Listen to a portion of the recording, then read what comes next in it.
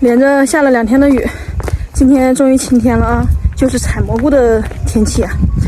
我跟我爸一路，我妈从那边上去了，兵分2路，有啥蘑菇采啥蘑菇。下完雨，这天气刚刚丽啊，晴空万里啊。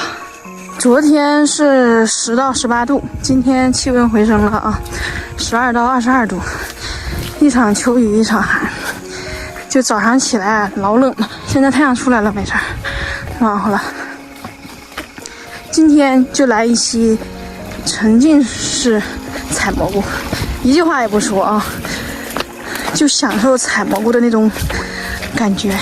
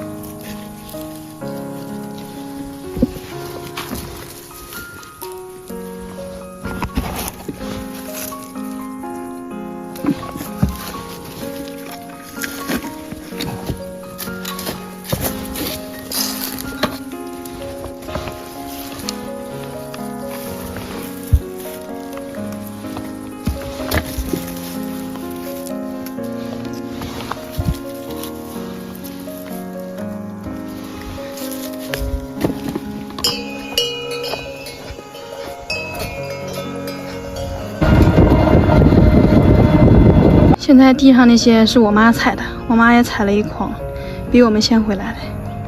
不用采蘑菇了，小杨可以说话了，憋死我了。看这小半背筐都是烂的。它是在那种草棵子多的地方采的，就容易捂烂。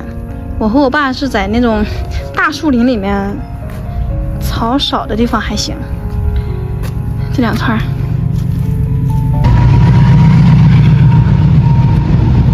妈，你今天看没看见蛇？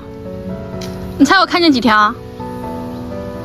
看见4条，我爸1条没看着。怎么，这蛇也是欺负人啊？谁越怕就越让谁看见。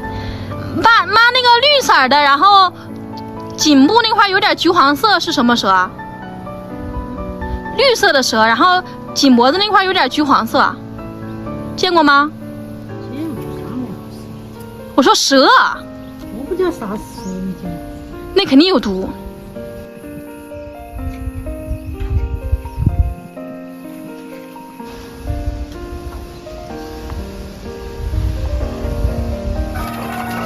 走，打卡去喽！下班了，旺财。傻呵呵的。